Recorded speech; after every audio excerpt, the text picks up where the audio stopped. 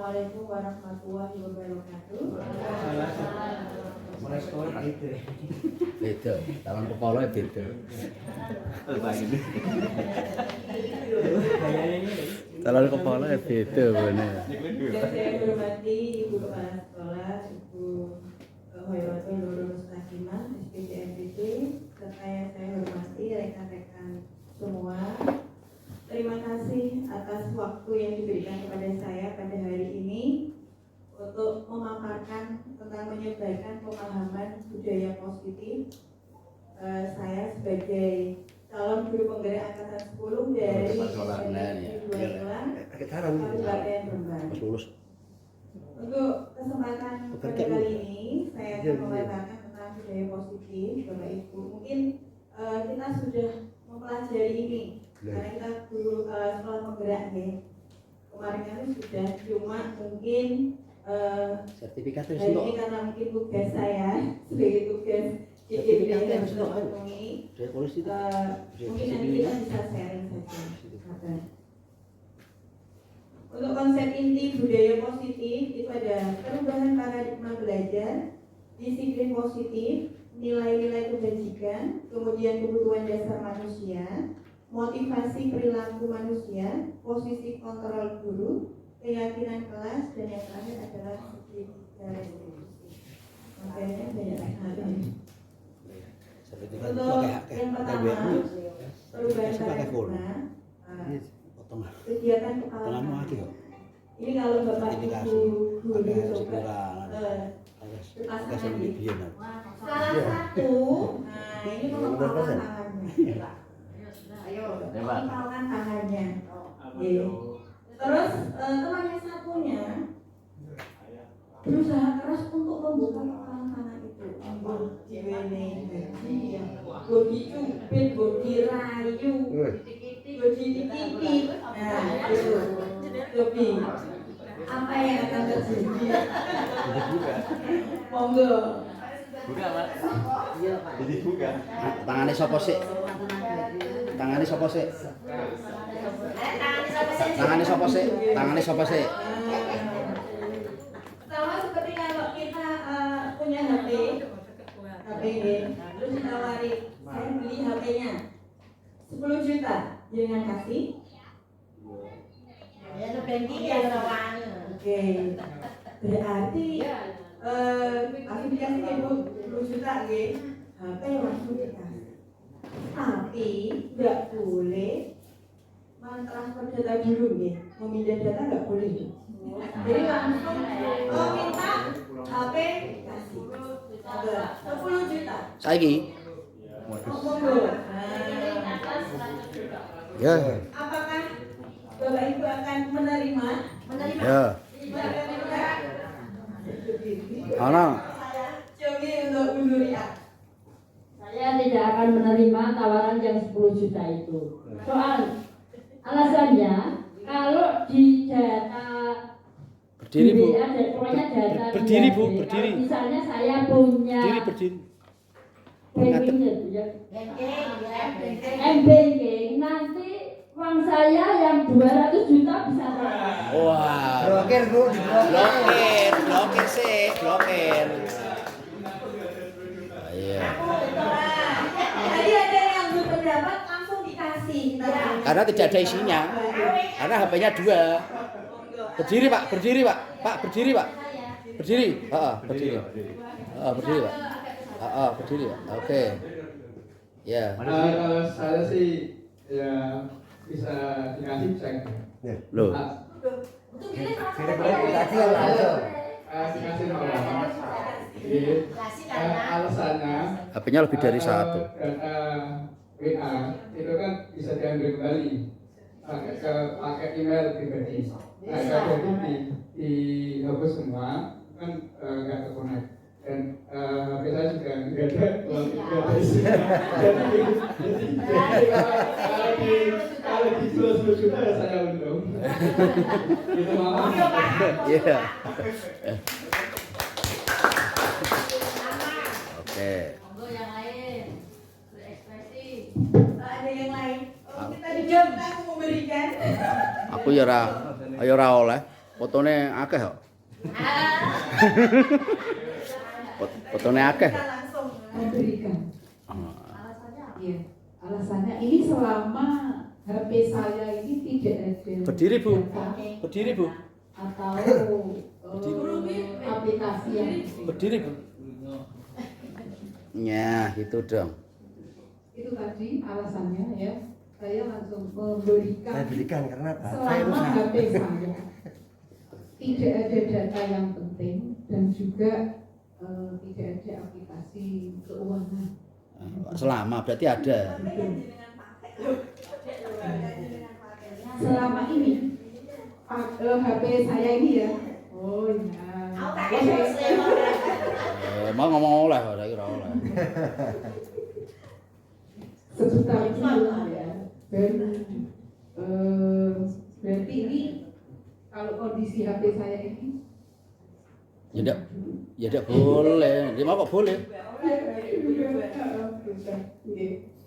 karena itu tadi data-data ya maupun walaupun itu uangnya tidak seberapa ya, uangnya tidak seberapa, itu ada yang data yang perlu saya tutup.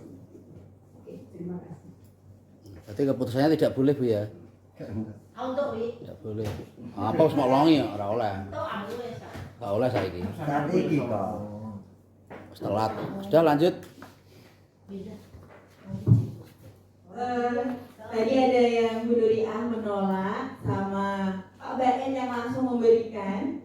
Kemudian ada Bu Sutri. Bu Sutri tadi langsung memberi, tapi ketika HP-nya lo ya yang harus dikasihkan, ternyata menolak. Karena apa? Ada data penting. Jadi ini berhubungan dengan teori kontrol Bapak Ibu. Jadi sama seperti kepala tangan tadi. Kalau Bapak Ibu ada yang berusaha untuk membuka kepalan tangan ini, entah itu usahanya mau ngiti-ngiti, mau ngasih uang atau mau disakiti, nah itu terjadi ada di Bapak Ibu sebenarnya ada di sini. Seperti ini perubahan paradigma teori stimulus respon ke teori kontrol, di mana stimulus respon itu realitas atau kebutuhan kita sama. Sedangkan menurut teori kontrol, realitas kebutuhan kita itu berbeda. Jadi kita itu sebenarnya kebutuhannya berbeda setiap orang. Sama seperti siswa kita, kebutuhannya itu berbeda. Makanya ada sekarang yang namanya pembelajaran berdiferensiasi. Karena kebutuhan setiap siswa itu berbeda-beda. Kemudian yang kedua adalah semua orang melihat hal yang sama. Menurut teori kontrol, setiap orang memiliki gambaran yang berbeda. Nah, di sini setiap orang mempunyai gambaran yang berbeda. Karena setiap siswa kan punya gambaran berbeda-beda, ya. Jadi jangan dilihat sama, semuanya nggak boleh sama. Kemudian stimulus respon yang ketiga adalah kita mencoba mengubah orang agar berpandangan sama dengan kita. Dengan teori kontrol, kita berusaha memahami pandangan orang lain tentang dunia. Kita yang harus memahami orang lain, bukan orang lain yang harus memahami diri kita. Jadi kita harus memahami siswa kita, Bapak Ibu. Bukan siswa kita yang harus menuruti semua kemauan kita. Kemudian selanjutnya perilaku buruk dilihat sebagai suatu kesalahan. Sedangkan teori kontrol, semua perilaku memiliki tujuan. Jadi kalau Bapak Ibu di kelas mungkin ada siswa yang nakal, itu kan selalu dikatakan dia salah nih, sama ini salah. Padahal menurut teori kontrol itu semua perilaku memiliki tujuan. Kenapa dia bisa berbuat seperti itu? Dia punya tujuan. Orang lain bisa mengontrol saya.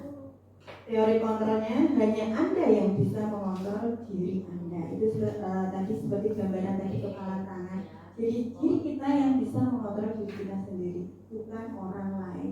Walaupun ada motivasi intrinsik tadi, ada iming-iming hadiah, kemudian ada mungkin didik-didik, ya kan? Nah itu adalah unsur ekstrinsiknya. Jadi sebenarnya yang harus dikuatkan adalah motivasi intrinsiknya. Kontrol berada di diri kita masing-masing. Saya bisa mengontrol orang lain. Terus kemudian dari tanggapan teori kontrol, Anda tidak bisa mengontrol orang lain. Pemaksaan ada pada saat bujukan gagal. Kolaborasi dan konsensus menciptakan pilihan-pilihan baru. Jadi kalau menurut teori kontrol, kita tidak bisa memaksakan kehendak kita ke siswa, tetapi kita berkolaborasi, bertanya, sharing apa keinginannya, seperti itu ya. Kemudian model berpikir menang atau kalah. Menurut teori kontrol adalah model berpikir menang-menang, bahwa tidak ada yang menang dan kalah. Biasanya kalau guru berpendapat saya menang, siswa itu kalah, tidak. Tapi kita adalah siswa menang, guru juga menang, guru menang, siswa juga menang. Jadi tidak ada yang salah. Kemudian miskonsepsi tentang teori kontrol. Ilusi guru mengontrol siswa. Sebenarnya kalau kita menganggap bahwa mengontrol murid itu adalah kita sudah menguasai, mengendalikan siswa, sebenarnya itu adalah ilusi. Sebenarnya dia melakukan kehendak dari guru itu karena mungkin terkontrol, terpaksa. Ini Bapak Ibu. Kemudian ilusi bahwa kritik dan membuat rasa bersalah mampu menguatkan karakter. Di sini adalah kalau karakter anak, kalau membuat rasa bersalah itu membuat karakter anak menjadi down. Ya. Kemudian ilusi bahwa semua penguatan positif, efektif dan bermanfaat. Selama ini kita memberikan penguatan positif dan bermanfaat, tapi ternyata itu adalah ilusi. Semua itu membuat siswa nanti akan berpikir bahwa saya itu tidak harus menurut kepada Bapak Ibu dulu. Jadi kelihatan yang tampak saja, di dalamnya dia tidak mau dikontrol oleh gurunya. Kemudian ilusi bahwa orang dewasa berhak memaksa, bahwa orang dewasa itu tidak bisa memaksa siswa. Siswa itu punya kontrol sendiri. Disiplin positif merupakan unsur utama menciptakan budaya positif di sekolah. Ya. Disiplin positif berasal dari kata disiplina yang artinya belajar. Disiplin mengacu pada disiplin diri yang memiliki tanggung jawab terhadap apa yang dilakukannya berdasarkan nilai-nilai yang diyakini. Disiplin positif merupakan salah satu cara penerapan disiplin yang bertujuan untuk menumbuhkan kesadaran serta memberdayakan peserta didik tanpa imbalan, penghargaan, reward, ancaman, atau hukuman. Sebagai pendidik, tujuan kita adalah menciptakan peserta didik yang memiliki disiplin diri sehingga mereka berperilaku mengacu kepada nilai-nilai kebajikan universal dan memiliki motivasi intrinsik dalam perubahan perilaku ke arah yang lebih baik. Nilai-nilai kebajikan adalah nilai-nilai yang disepakati bersama lepas dari suku bangsa, agama, bahasa maupun latar belakangnya. Contoh nilai kebajikan, saya contohkan 3, sebenarnya ini contohnya banyak sekali. Salah satunya yang untuk di sekolah adalah profil pelajar Pancasila. Ini adalah nilai-nilai kebajikan yang ada di sekolah, yaitu beriman, bertakwa kepada Tuhan Yang Maha Esa dan berakhlak mulia, mandiri, bernalar kritis, berkebinekaan global, bergotong royong, dan kreatif. Ada juga dari Ibu Primary Years program, itu ada toleransi, rasa hormat, integritas, mandiri, dan lain sebagainya, itu masih banyak. Kemudian ada keterampilan hidup atau life skill, dapat dipercaya, lurus hati, pendengar yang aktif, tidak merendahkan orang lain, memberikan yang terbaik dari diri. Kebutuhan dasar manusia. Kebutuhan dasar manusia adalah segala sesuatu yang kita lakukan untuk mendapatkan apa yang kita inginkan. Seluruh tindakan yang kita lakukan memiliki tujuan tertentu dan semua usaha terbaik yang kita lakukan adalah dalam rangka agar kebutuhan dasar kita terpenuhi dengan baik. Ada 5 kebutuhan dasar manusia Bapak Ibu. Mungkin yang sudah baca di PMF, mau tadi Nur ya? Oh belum? Belum. Aku langsung garap gak tak waca. Sama seperti saya kemarin ya. Kalau buka disiplin positif ya langsung videonya Iya. yang penting hijau. Penting aku garap. Seperti itu. Ternyata saya menemukan ini di guru penggerak, yaitu baru mengenal apa itu kebutuhan dasar manusia. Ada 5 kebutuhan dasar manusia. Yang pertama adalah bertahan hidup, Bapak Ibu. Bertahan hidup itu ada yang berhubungan dengan makanan, Download. pakaian, Download tempat itu. tinggal, keamanan dan sebagainya. Iya, download itu. Iya. Siji. Download ya. Download. Iya, nomor siji download itu. Dan ya. Kemudian kebutuhan kasih sayang dan rasa diterima, yaitu rasa diterima, dipedulikan, Iya. berbagi, Makanya aku gak tahu kerjasama menjadi bagian dalam kelompok. Contohnya kalau kita punya siswa, dia pendiam, Oh ya. pendiam, Oh ya. dan dia tersendiri kalau di kelas.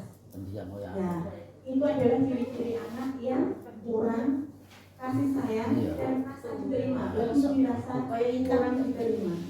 Ya, itu. Jadi kalau ada anak-anak, memang ada anak-anak di kelas yang dia tersendiri nggak mau kumpul dengan teman-temannya. Kayak kamu sendiri. Dia adalah kebutuhannya itu ada yang jomplang. Iman barang menyendiri. Oh iya. Kode. Jadi kebutuhannya akan rasa diterima kurang ya Bapak. Iya, kode. Iya, Pak ya. Kurang kasih sayang. Iya. Dan kurang kasih sayang. Iya. Menyendirian. Bener. Aku seneng apa TU. Aku nih TU terus. Kemudian ada Aku jujur. tentang penguasaan.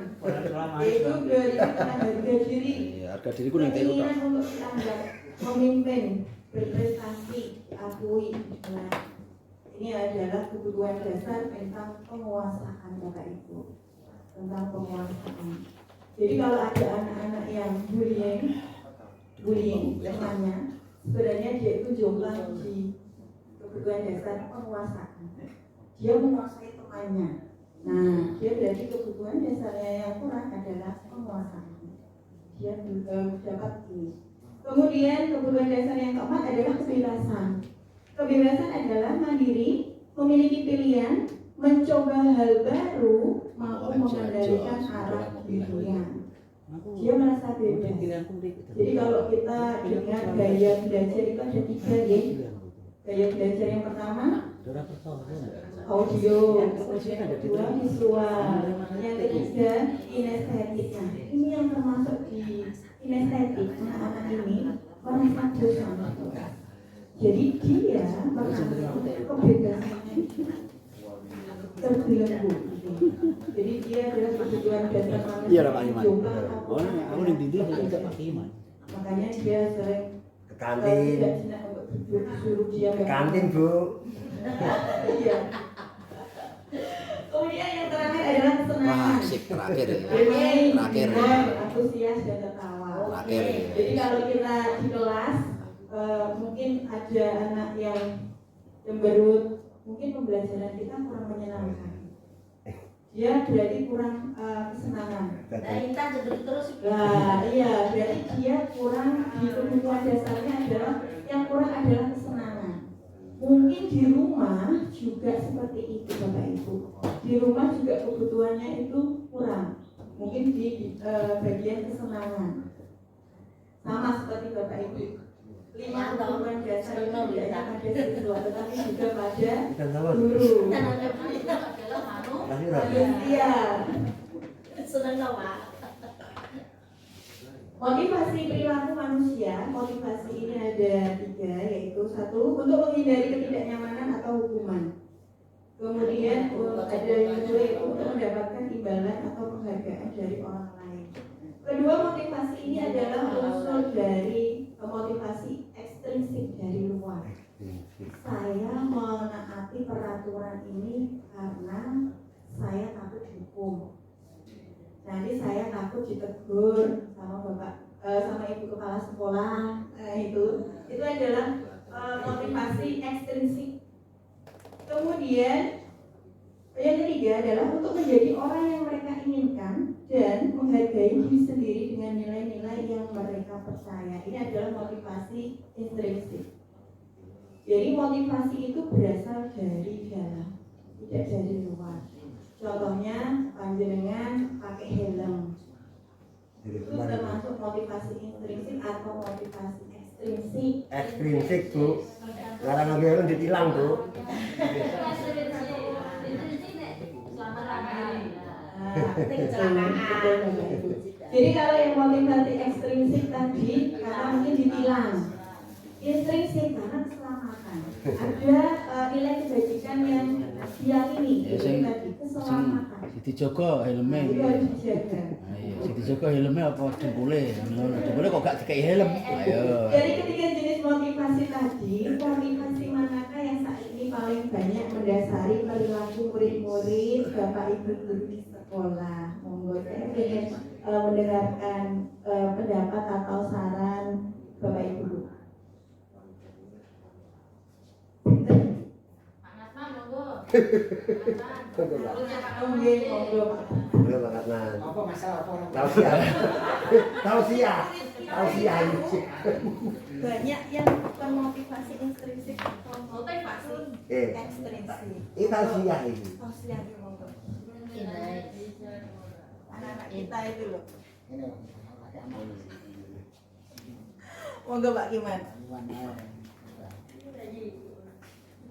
Assalamualaikum warahmatullahi wabarakatuh. Ngate Kak, berdiri Kak. Iya, ora ketok. Mungkin selama ini mungkin di sini kan menurut saya pribadi kebanyakan itu motivasi anak itu kebanyakan dari ekstrinsik, karena mungkin tadi ada suatu aturan yang tadi Bu Dewi katakan adalah hanya satu keterpaksaan tadi. Jadi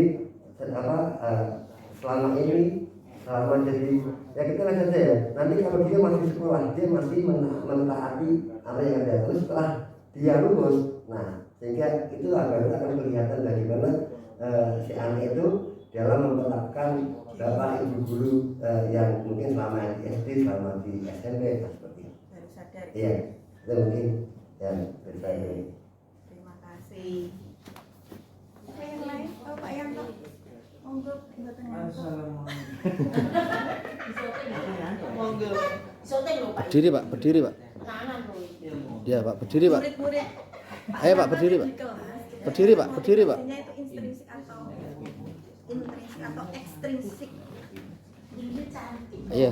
Assalamualaikum warahmatullahi wabarakatuh. Waalaikumsalam. Untuk anak-anak di kelas yang saya amati, yaitu ada motivasi intrinsik dan ekstrinsik, yaitu terutama ketika mengerjakan tugas.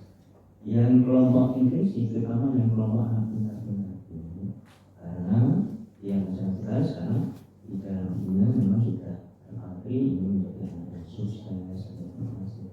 Tapi sebaliknya untuk yang intrinsik, itu kebanyakan dari murid yang kurang pandai, karena dia masyarakat sana untuk memenuhi syarat supaya tidak sakit. Itu saja pun tidak kesulitan untuk mereka menjadi pencerahan.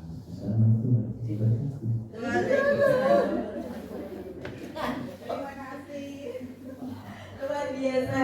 Tadi betapanya Pak yang sama Pak Iman. Jadi untuk siswa kita di sekolah ada yang motivasi intrinsik, ada yang motivasi ekstrinsik. Kebanyakan yang intrinsik memang anak-anak yang pintar. Tanpa disuruh mereka sudah melakukannya sendiri. Sedangkan yang ekstrinsik, anak-anak yang memang kurang pintar dan unik-unik itu tadi harus mendapat perlakuan khusus dari bapak ibu guru semua. Ada hukuman, konsekuensi, dan restitusi Bapak Ibu. Untuk hukuman itu sifatnya tidak terencana atau tiba-tiba. Murid tidak tahu apa yang tidak akan terjadi atau tidak dilibatkan. Bersifat satu arah, berupa hukuman fisik atau psikis. Ini adalah contoh dari hukuman. Sedangkan konsekuensi itu terencana atau disepakati sesuai peraturan. Murid tetap dibuat tidak nyaman. Sikap guru selalu memonitor murid. Nah, jadi kalau konsekuensi kita dan murid itu sama-sama membuat konsekuensinya apa. Bedanya dengan hukuman itu satu arah. Jadi hukumannya dari bapak ibu guru. Dan siswa itu tidak tahu hukuman saya itu nanti apa. Bisa jadi disuruh lari, bisa jadi disuruh sport jam, atau yang lain seperti itu. Tapi kalau konsekuensi itu sudah tahu. Kalau saya melakukan kesalahan ini berarti konsekuensinya saya ini. Sudah tahu jelas apa konsekuensinya. Sedangkan untuk restitusi adalah proses menciptakan kondisi bagi murid untuk memperbaiki kesalahan. Proses kolaboratif yang mengajarkan murid untuk mencari solusi sendiri. Kalau di sini ini restitusi itu untuk anak-anak yang mengalami masalah. Ya, contohnya dia bertengkar dengan temannya di kelas. Kita menggunakan restitusi. Kita ajak siswa untuk berdiskusi. Tadi itu apa yang dilakukan? Untuk langkah-langkahnya nanti masuk di segitiga restitusi. Nanti di bab terakhir ini. Nah, dihukum oleh penghargaan. Selama ini kita menganggap bahwa memberi hadiah kepada siswa itu adalah suatu motivasi. Ya. Dulu saya juga sering memberikan motivasi berupa hadiah. Nanti kalau kamu dapat nilai bagus, dapat hadiah. Ternyata saya di CGP baru mengenal ini. Di hukum itu ternyata dihukum oleh penghargaan. Bahwa penghargaan itu malah menghukum. Menjerumuskan ya, Bu? Betul. Malah menghukum. Jadi ada yang pengaruh jangka pendek dan jangka panjang. Wis gak ana juaraan lah. Kemudian penghargaan tidak Wis gak ana lomba, gak ana lomba. Penghargaan merusak hubungan. Wis gak usah lomba wis. Jadi kalau lomba gak usah dapat Gak usah, hadiah. gak usah. Ya Kalau ora usah. lomba itu beda lagi. Wis ora ana lomba, wis ora. Beda lagi. Padha. Ini lomba. Kalau dalam pembelajaran itu beda. Ya lomba padha ae. Itu peringkat kok. Padha. Tetep lomba. Penghargaan mengurangi ketepatan. Kemudian penghargaan menurunkan kualitas. Penghargaan mematikan kreativitas. Guru-gurune kan iku. Penghargaan menghukum. Penghargaan menghukum itu maksudnya seperti ini contohnya. Bila ada anak yang dapat ranking 1, yang ranking 2 itu merasa terhukum. Aku kok ranking loro. Makanya sekarang kan tidak ada penalti dihapus. Dihapus. Kemudian penghargaan mematikan kreativitas. Kalau yang dapat penghargaan mungkin digaji seperti itu ya. Contohnya membuat tugas, dia akan kreatif terus. Tapi lama-kelamaan dia akan menurun kinerjanya. Ya jelas dong. Ya. Tetapi beda yang tidak dapat penghargaan, dia akan terus ngejar caranya dan aku untuk penghargaan, gitu. Ya. Jadi berbeda dengan yang tadi yang sudah dapat penghargaan. 5 posisi kontrol guru. Kita sebagai guru itu mempunyai 5 posisi kontrol, Bapak Ibu. Pendapat mereka BM apa namanya? saja, boleh-boleh saja. Ada. Ya. Saya kan punya pendapat sendiri. Nah, yang pertama adalah penghukum. Kemudian yang kedua adalah membuat rasa bersalah. Ketiga adalah teman. Keempat pemantau. Dan kelima kata yang paling tinggi adalah sebagai manajer. Penghukum itu berarti kita bertindak langsung. Kalau ada anak salah, sudah kamu salah. Berdiri di sana, nah itu penghukum. Tanpa mengetahui apa yang menjadi penyebab masalahnya anak itu seperti itu penghukum. Kemudian membuat rasa bersalah. Membuat rasa bersalah contohnya seperti ini. Wah iki lho, wis tak apiki, kok yo iso ngono wae, wis tak apiki, wis tak ngono kok iso salah. Nah, itu tidak ada rasa bersalah. Itu membuat rasa bersalah. Kemudian teman. Teman itu contohnya seperti ini Bapak Ibu. Wis gak apa-apa. Karo koncone dhewe. Nah, itu. Ya sudah kalau kamu melakukan kesalahan tidak apa-apa, nanti ibu bantu. Nah itu sebagai teman. Kemudian kalau sebagai pemantau itu guru yang menerapkan sesuai peraturan atau tata tertib di sekolah, menerapkan konsekuensi. Konsekuensinya apa? Yaitu yang harus kamu lakukan, itu sebagai pemantau. Kemudian sebagai manajer, ini tingkatan yang paling tinggi. Jadi kalau manajer itu dia harus membuat siswa tidak langsung menjatuhi hukuman, tapi langsung diajak bicara, kemudian ditenangkan dulu masalahnya apa, solusinya apa. solusinya itu bukan kita yang menentukan, tapi siswa yang ditanya. Bagaimana cara menyelesaikan masalah ini? Nah, kita tanya ke anaknya. Jadi anaknya diajak untuk berpikir untuk menyelesaikan masalahnya sendiri. Contoh penerapan 5 posisi kontrol guru, yaitu pada kasus siswa tidak memakai atribut lengkap saat upacara bendera. Versi penghukum yaitu hormat pada bendera selama 1 jam. Itu adalah versi penghukum. Kemudian versi pembuat rasa bersalah, berapa kali ibu bapak harus memberitahu kamu selalu saja mengecewakan bapak. Nah itu pembuat rasa bersalah. Jadi selama ini dia sudah dibaiki adalah salah, itu dia merasa bersalah. Jadi dia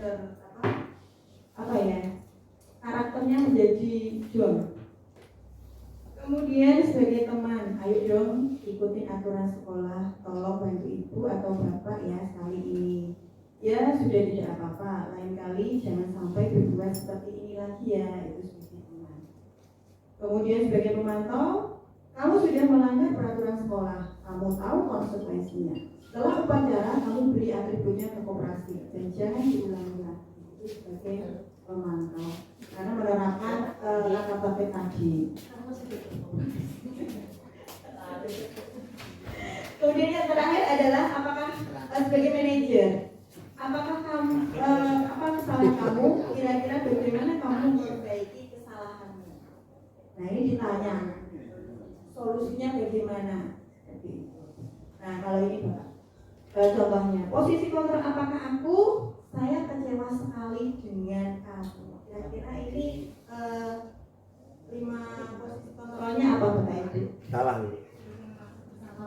Merasa bersalah. Membuat rasa bersalah. Kemudian kamu tidak pernah melakukannya.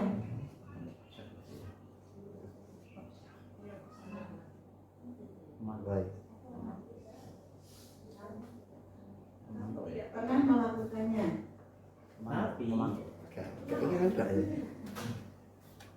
Kita manajer kita. Kita manajer kita. Iya. Satu penghukum, kemudian kedua tadi membuat rasa bersalah. Membuat rasa bersalah. Enggak. Penghukum. Ya. Kamu tidak pernah melakukannya sampai 2 kali. Kemudian apa rencanamu untuk menyelesaikan masalah ini? Manajer. Jadi harus ditanya rencananya bagaimana untuk menyelesaikannya. Ayolah lakukan demi bapak ibu ya, teman. Wah ini apa? Siapa ini? Ini untuk sertifikat. Iya. Ngono untuk. Aku dulu ngisi ternyata. Ngono untuk. Ya, dia untuk sertifikat iki. Kalau ya entuk doa. Ya aku ya untuk Lah iya.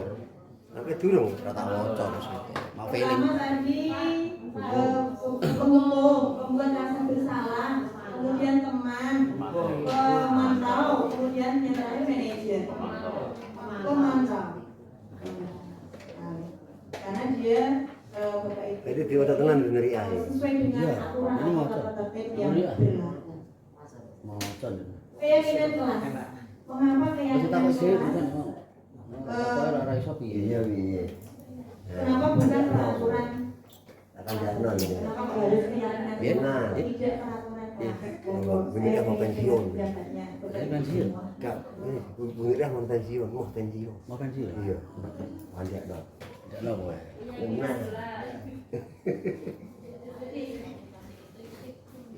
Apa itu? Apa iki? Soteng. Oke. Ora kenal. Berdiri, Bu. Berdiri, Bu. Apa itu? Berdiri. Berdiri, Bu. Mengapa Kalau kita keyakinan kelas itu berarti memang ada kesepakatan dari anak itu sendiri yang diyakini anak itu bahwa dia itu adalah baik.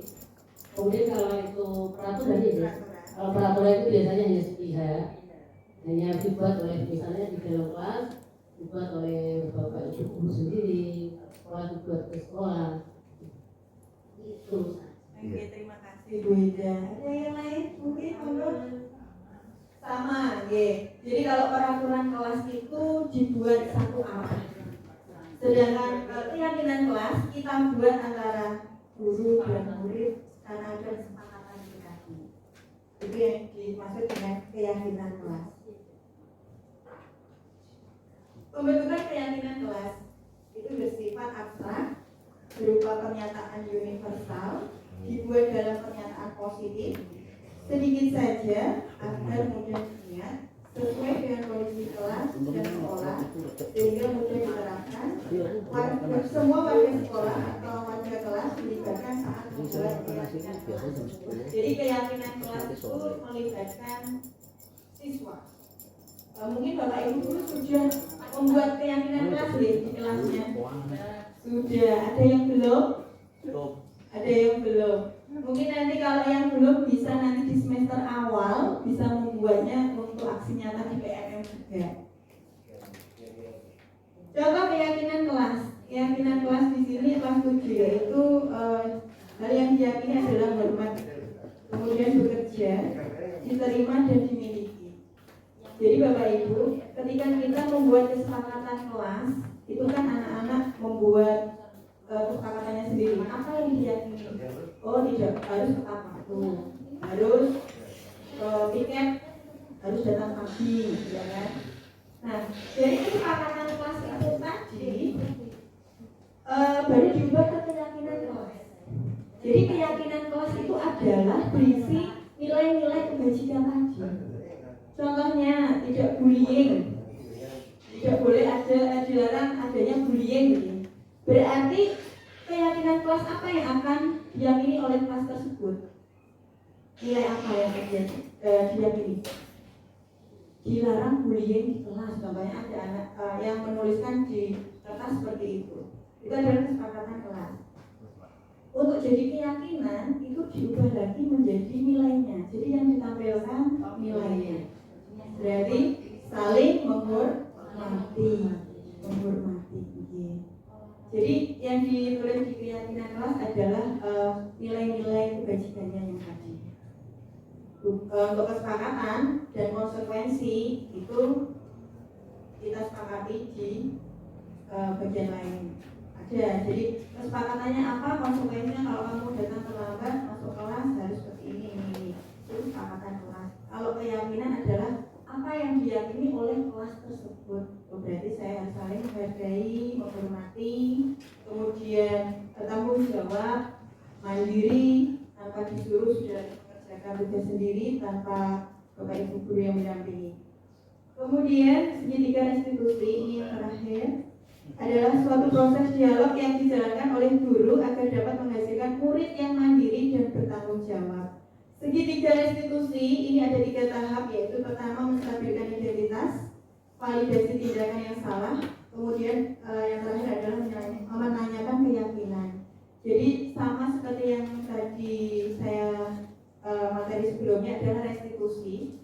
Restitusi adalah metodenya. Kalau segitiga restitusi adalah caranya menyelesaikan masalah. Jadi ada 3 tahapan, yaitu menstabilkan identitas. Menstabilkan identitas itu bagaimana? Menstabilkan identitas itu kalau ada anak salah itu jangan langsung dihakimi. Kalau bahasa Jawa itu diipuk-ipuk sik, ipuk-ipuk direm-rem kesek. Ya, agar dia apa? Dia datang takut kan? Nah itu tugas kita adalah menstabilkan identitas. Diipuk-ipuk dulu, wes, tak pokok. Mungkin dia pernah kayak kuwi. Seperti itu. Jadi dia ngerem-ngerem ke si anak. Kemudian untuk validasi tindakan yang salah baru ditanyakan alasan dia melakukan seperti itu kenapa. Itu untuk validasi tindakan alasan. Kemudian yang ketiga adalah menanyakan keyakinan. Apakah kesalahan ini sesuai dengan keyakinan kelas kita? Nah seperti itu. Itu adalah contoh-contoh dari menanyakan keyakinan. Kemudian anak ditanya kira-kira bagaimana cara kamu untuk menyelesaikan masalah ini? Jadi anak dilibatkan untuk menemukan solusinya. Seperti itu, Bapak. Baik.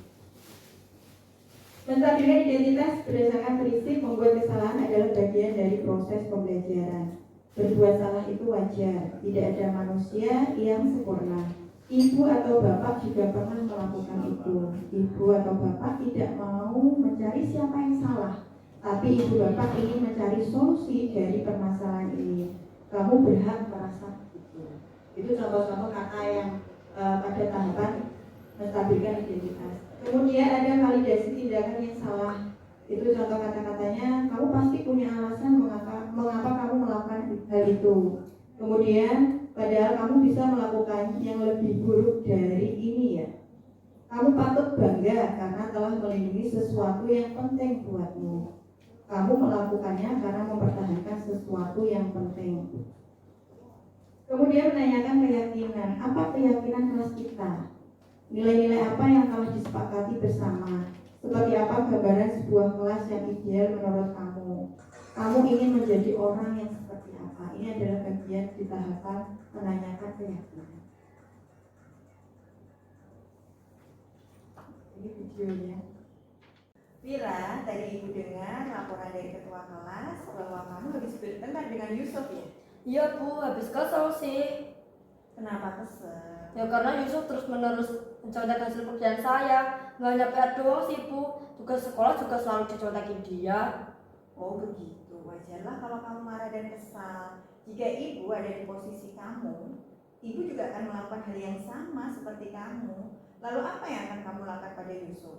Ya saya marah-marah Bu, terus saya maki-maki Yusuf dan tanpa sadar saya menggebrak mejanya Yusuf. Oh begitu, pasti kamu berbuat seperti itu ada alasannya kan? Yalah Bu, masa saya diam saja? Saya kan sudah susah payah mengerjakan soal, tapi Yusuf seenaknya saja mencontek hasil pekerjaan saya. Ya wajarlah kalau kamu merasa marah karena tidak rela pekerjaanmu dicontek begitu saja oleh Yusuf. Ibu sangat menghargai tindakan kamu yang tidak berbuat lebih buruk daripada itu, misalnya memukul. Sekarang coba kita pikirkan, tindakan kamu marah sampai menggebrak meja, apakah sudah sesuai dengan keyakinan kelas kita? Menurut kamu, keyakinan kelas apa yang sudah kita langgar? Saling menghormati antara teman Bu. Ya, betul. Menurut kamu, saling menghormati antara teman itu penting atau tidak?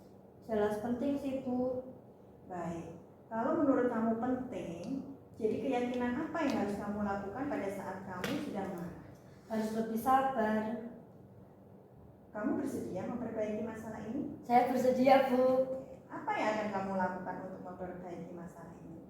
Saya harus bisa lebih sabar dan menahan amarah saya. Kalau ada teman yang mencontek, saya akan melaporkan pada guru atau wali kelas saya saja Bu. Oke, tindakanmu sudah tepat. Tetap semangat ya. Oke, sekarang silakan kembali ke kelas. Ya, terima kasih Bu. Nah, terima kasih. Materinya sampai selesai. Mungkin ada Bapak Ibu yang mau ditanyakan? Pas. Oke. Terima kasih atas waktu yang diberikan kepada saya. Matur suwun. Terima kasih. Wassalamualaikum warahmatullahi wabarakatuh. Waalaikumsalam.